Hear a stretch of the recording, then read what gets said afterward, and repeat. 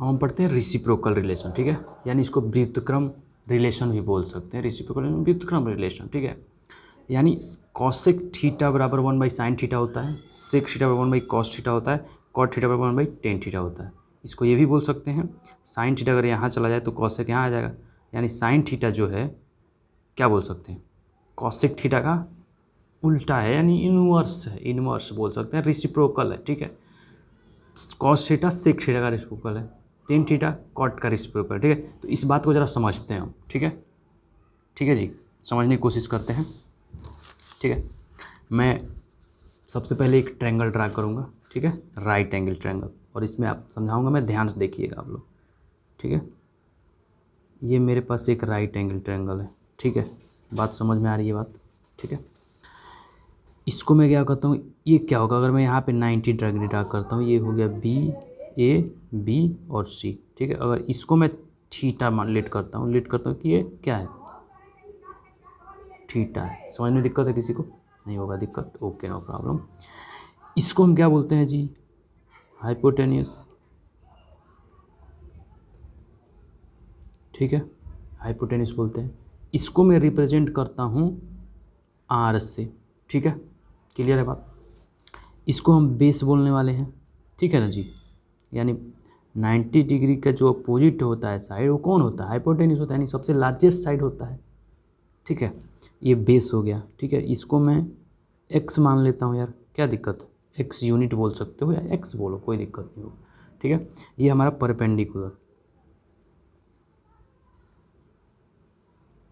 ठीक है, ये परपेंडिकुलर है हमारा, इसको मैं वाई मानता हूँ, ठीक है, पर मान लेते हैं परपेंडिकुलर जो हमारा ये भी है, ये वाई यूनिट है, ठीक है। तो अगर मैं देखूँ तो हाइपोटेन्यूस यानी ए सी क्या है, हाइपोटेन्यूस है जिसको हमने आर यूनिट ले रखा है, ठीक है। ए बी जो हमारा परपेंडिकुलर है जिसे हमने वाई यूनिट ले रखा है, और हमारा बी सी जो है एक्स यूनिट, यानी बेस जो हमारा एक्स यूनिट ले रखा है, ठीक है। ये बात क्लियर हो रही है, समझ में आ रहा है, कोई दिक्कत तो नहीं है, ठीक है। अब मैं 1/1 करके रेशियो लिखूंगा, ध्यान दीजिएगा, ठीक है, कोई दिक्कत तो नहीं है, 1/1 करके रेशियो लिखना वाले, ठीक है। तो रेसिप्रोकल हमें समझ पाएँ कि क्या होता है एक्चुअली, ठीक है जी, समझ में आ रहा है बात, ओके। अब हमारा पहला जो स्टेटमेंट था cosec theta equal to 1/sin theta का था, यही था, कॉसेक थीटा बराबर 1/sin थीटा, यही स्टेटमेंट था। तो हम चेक करेंगे यार सही में कॉसेक थीटा जो है 1/sin थीटा के बराबर होता है क्या, देख लेते हैं एक बार, ठीक है। तो हम क्या करते हैं ना, पहले साइन थीटा हमने पता है, इसको हम देखते हैं कॉसेक के बराबर करके होता है क्या। तो मैंने पहले RHS ही सॉल्व कर लेता हूँ, ठीक है, RHS वाला पार्ट मैं देख लेता हूँ, यानी 1/sin थीटा मुझे सॉल्व करना है। 1 sin थीटा का मैं वैल्यू अगर देखूँ तो क्या लिखूँगा, sin थीटा का value, sin theta is perpendicular divide by hypotenuse, यानी y/r लिखना चाहिए, y/r यही लिखना चाहिए ना जी, एक क्लियर बात। तो अगर मैं इसको लिखूँगा तो लिखूँगा 1 डिवाइड बाई y/r, अगर मैं इसको चेंज करूँगा तो 1 इंटू r/y, यानी इसको मैं r/y भी बोल सकता हूँ कि नहीं बोल सकता हूँ, r/y, ठीक है, ऐसा बोलना ही चाहिए मुझे, क्यों नहीं बोलना चाहिए, ठीक है जी। अब r/y हमें मिला है क्या, 1/sin थीटा का वैल्यू r/y। अब मैं r/y देखता हूँ इसमें आ क्या रहा है, r डिवाइड बाई वाई, यानी हाइपोटेन्यूस डिवाइड बाई परपेंडिकुलर, जिससे हम क्या बोलते हैं यार, कॉसेक थीटा ही तो बोलते हैं। यानी ये जो हमें मिला है, ये क्या मिला है, ये कॉसेक थीटा मिला है, यानी वो सही है तभी तो मिल रहा है यार, सही नहीं होता ये रिजल्ट तो नहीं मिलता, ऐसा सही है तभी तो मिल रहा है। ध्यान दिए, समझ में आई ये बातें आपको कि नहीं समझ में आई, ये बताइए, समझ में आ गया होगा। तो आप इस तरीके से इसको प्रूव भी कर सकते हैं, ठीक है, क्लियर है बात, समझ में आ रहा है, ओके नो प्रॉब्लम। अब अगले रिजल्ट की तरफ बैठेंगे, चलेंगे, ठीक है। अब लिखा गया है सेकेंड रिजल्ट हमारा ये था कि जो सेक थीटा होता है ये 1/cos थीटा होता है, ठीक है। तो इसको भी चेक कर लेते हैं, 1/cos थीटा का वैल्यू आप देखिए फिगर में, cos थीटा क्या होता है, cos theta is base divide by hypotenuse, base is x and divide by hypotenuse is r, तो x/r लिख देंगे, ओके। तो एक्स डिवाइड बाई